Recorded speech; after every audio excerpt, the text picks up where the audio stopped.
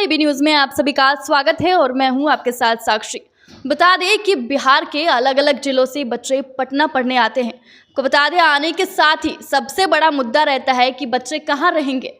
इसी को लेकर आज हम पटना के सबसे फेमस हॉस्टल 5 स्टार हॉस्टल में इसी चीज़ की पड़ताल करने आए हैं कि यहाँ जो बच्चे रहते हैं वो किस तरह से रहते हैं और यहाँ की जो सुविधाएं हैं वो उन्हें किस तरह से उपलब्ध कराई जाती है। तो आइए जानते हैं यहीं के बच्चों से कि वो किस तरह से किन सारी सुविधाओं से लैस है ये हॉस्टल।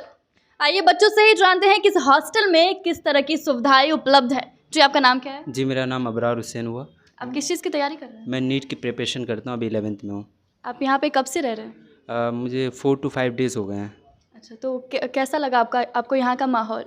यहाँ का एनवायरनमेंट काफ़ी अच्छा लगा और यहाँ की जो फैसिलिटीज़ है काफ़ी अच्छी हैं एंड मैनेजमेंट भी बहुत अच्छा है। तो आप थोड़ा कुछ फैसिलिटी के बारे में बताना चाहेंगे? जैसे यहाँ पे फूड जो दिया जाता है क्वालिटी है उसमें, और रहना सहना और बाकी सब कुछ अच्छा है यहाँ पे। तो यहाँ फूड का मेन्यू होगा ना जी कुछ? जी। तो आप मेन्यू मतलब टोटल 28 दिन का, मतलब अलग अलग मेन्यू, ब्रेकफास्ट हुआ, लंच हुआ, डिनर हुआ, मतलब आइटम अलग अलग डिफरेंट है।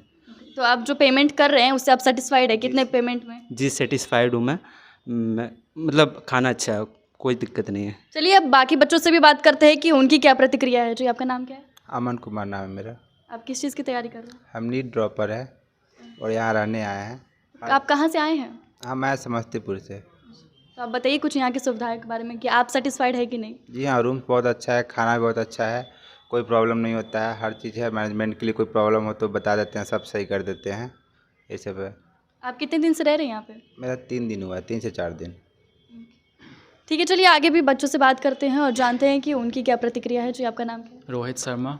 आप किस चीज़ की तैयारी कर रहे हैं? कैट की प्रिपरेशन कर रहा हूँ मैं। जी, तो आप कहाँ से आए हैं? मुजफ्फरपुर।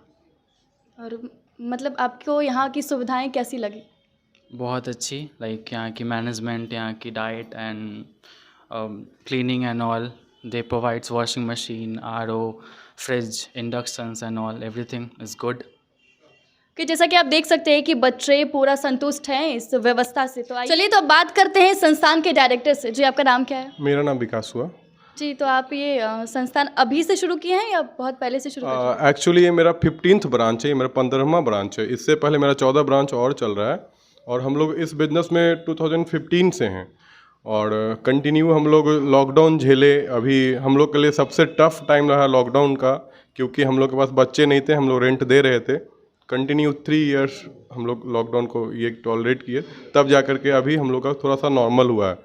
और इस साल उम्मीद है कि अभी नया बैच स्टार्ट होने वाला है। हम लोग ने नया ब्रांच भी बहुत सारा ओपन किया है। मेरा 3 ब्रांच अभी नया ओपन हुआ है, उसमें ये भी एक मेरा इनकम टैक्स गोलंबर के पास।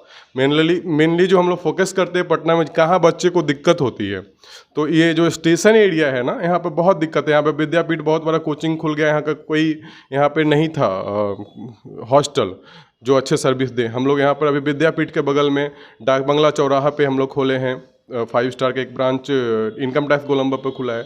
इस रोड में हम लोग का टोटल ऑलरेडी 8 ब्रांच चल रहा है और जिसमें हम लोग ट्रांसपोर्टेशन सर्विस वगैरह भी प्रोवाइड करते हैं गर्ल्स लोगों के लिए। हम लोग का गर्ल्स का भी 3 ब्रांच है, जहाँ पे जिन बेसिकली गर्ल्स को आने जाने में प्रॉब्लम होते हैं, तो उन लोगों के लिए हम लोग ट्रांसपोर्टेशन सर्विस, हम लोग का खुद का गाड़ी है। पटना में कोई भी ऐसा हॉस्टल नहीं है जिसका खुद का ट्रांसपोर्टेशन व्हीकल है जो हम लोग देते हैं। पटना में कोई ऐसा संस्थान नहीं है हॉस्टल का जहाँ पर पूरे महीने का अलग अलग मेन्यू है। सर एक और क्वेश्चन सर, रहने की व्यवस्था तो ठीक है, बच्चे भी सेटिस्फाइड है, लेकिन सुरक्षा व्यवस्था बहुत बड़ा सवाल है कि पटना से बच्चे दूर दूर से आते हैं, इसके लिए उनको सुरक्षा भी चाहिए होती है, तो इसके लिए क्या कुछ इंतजाम? हम लोग तो ऐसे बेसिकली CCTV कैमरा लगाए हुए हैं हर ब्रांच में, एक गार्ड रखे हुए हैं, प्लस में हम लोग का एक अलग हर ब्रांच के लिए एक मैनेजर रखे हुए हैं जो उस ब्रांच को मैनेज करते हैं। और तो इसके कारण क्या होता है कि सुरक्षा में एंट्री एग्जिट रजिस्टर लगा हुआ है जो मैनेजर देखते हैं और उसको हम लोग कंटिन्यू चेक भी करते हैं। हम खुद से जा कर के हर ब्रांच विजिट भी करते हैं, तो इस कारण से सुरक्षा में पटना में भी कोई दिक्कत नहीं है। और गर्ल्स का तो हम लोग बेसिकली ज़्यादा फोकस करते हैं, बॉयज़ को भी ध्यान देते हैं, लेकिन गर्ल्स में थोड़ा सा ज़्यादा है। इस कारण से ही हम लोग गाड़ी का सुविधा दिए हैं कि गाड़ी से लोग आएंगे जाएंगे तो दिक्कत नहीं होगा। सर ये तो बात हो गई सुरक्षा की, तो बात कर लेते हैं कि सर कि किस बिहाफ पे बच्चे इस हॉस्टल में रहना पसंद करेंगे सर? क्योंकि शुरू में तो सब एक्साइटेड रहते हैं, बाहर बच्चे से आते हैं, बाहर से बच्चे आते हैं तो एक्साइटेड रहते हैं वो, तो कंटिन्यू कैसे करेंगे इस हॉस्टल में सर, ये बता दीजिए। कंटिन्यू तो इस हॉस्टल या किसी भी हॉस्टल में कंटिन्यू करने का एक सिंपल फंडा है कि जो आप प्राइस ले रहे हो उनसे, उसके हिसाब से जैसे हम लोग बिजनेस में बोलते हैं ROI, रिटर्न ऑन इन्वेस्टमेंट, मतलब जितना वो इन्वेस्ट कर रहे हैं बच्चे उस हिसाब से उनको फैसिलिटी यदि जो अच्छा मिले, हाँ उस हिसाब से बहुत अच्छा खाना, बहुत अच्छा रहने का फैसिलिटी, और छोटा छोटा परेशानियां जो होती है, पंखा ख़राब हो गया, बल्ब ख़राब हो गया, ये सब के लिए हम लोग एक अलग से कंप्लेंट नंबर जारी किए हुए हैं। कंप्लेंट नंबर, उस कंप्लेंट नंबर को एक मेरा मैनेजर देखते हैं, दूसरे मैनेजर उसको डील करते हैं उस कंप्लेंट को, उससे क्रॉस चेक भी होता है। तो जहाँ बच्चे को परेशानी नहीं आएगा, घर जैसा फील आया, जैसे मम्मी पापा को कोई भी चीज़ बोले और वो ठीक कर दिए, तो वो कंटिन्यू रहेंगे, उनको रहने में हटने का कोई, जब तक वो बच्चे पढ़ेंगे पटना में ऑब्वियसली वो यहीं रह करके पढ़ेंगे और रहते हैं। हम लोग 2015 से देखते आ रहे हैं, जहाँ जहाँ हम लोग से मिस्टेक हुआ कि घर जैसा इन्वायरमेंट नहीं दिए, तो बच्चे फिर वो ये 1 महीना पहले प्री नोटिस दे करके अपना जो है वो खाली करते हैं। अदरवाइज हम लोग का जो एक्सपीरियंस लिया हुआ है, हम लोग तो एम्प्लॉय ही हायर करते हैं ना ये चीज़ कर करके कि कोई एम्प्लॉय पूछता कि सर क्या करना है, मेरा कहना है एक बड़ा सा घर है, उस घर को तुमको संभालना है। जो मेरे यहाँ मैनेजर हो, चपरासी हो, गार्ड हो, हर लोग को यही बोलते हैं कि एक बड़ा सा घर है, उसको संभालना है, और वही मेरे यहाँ काम है। और हम लोगों को 24 घंटा काम करते हैं। मेरे कॉल आप 24 आवर कभी भी डायल कर लो, हम उठाते हैं, क्योंकि मेरे यहाँ बहुत सारे बच्चे हैं, बहुत सारे बच्चे का जिम्मेदारी गार्जियन छोड़ करके जाते हैं, उसको हम लोग को निभाना है। इस कारण से हम लोग 24 घंटे लगे रहते हैं। सर तो आप बच्चों को किस तरह से बोलेंगे कि आपके हॉस्टल में रहें? देखिए, हम तो बच्चे को नहीं बोलेंगे कि आप मेरे हॉस्टल में आकर के रहिए। नहीं सर, मेरे कहने का मतलब कि बच्चे मतलब आपकी बातों से, क्योंकि सर बच्चे शुरू में आएंगे तो आपसे बात ही करेंगे, तो अपनी बातों से उनको कैसे प्रभावित करेंगे? देखिए, हम सिंपल एक कहते हैं कि आप एक घर छोड़ करके आ रहे हैं, ये आपका दूसरा घर है, ठीक है। जो आपका उस घर से कुछ चीज़ ऐसा होगा जो यहाँ एक्स्ट्रा मिलेगा, जो उस घर में नहीं मिल पाता था। लेकिन हाँ, एक्चुअल वो घर का हम फीलिंग तो नहीं दे सकते हैं, लेकिन उससे एक्स्ट्रा दे सकते हैं। उसका मेन सबसे बड़ा एग्जाम्पल है पढ़ने का जो माहौल। बहुत सारे बच्चे यहाँ पर इसलिए भी रहते हैं ना, उनका घर बगल में है, लेकिन घर पे पढ़ने का माहौल नहीं मिल रहा है, और वो यहाँ हम लोग इन्वायरमेंट देते हैं पढ़ने का। वो आप देख सकते हैं यहाँ का जो इन्वायरमेंट, ना कि यहाँ मेरा और भी इसके अलावा 14 ब्रांच है, हर जगह पर आप ये माहौल आपको मिलेगा, बहुत ही पीसफुल, एक सिस्टमेटिक ढंग से।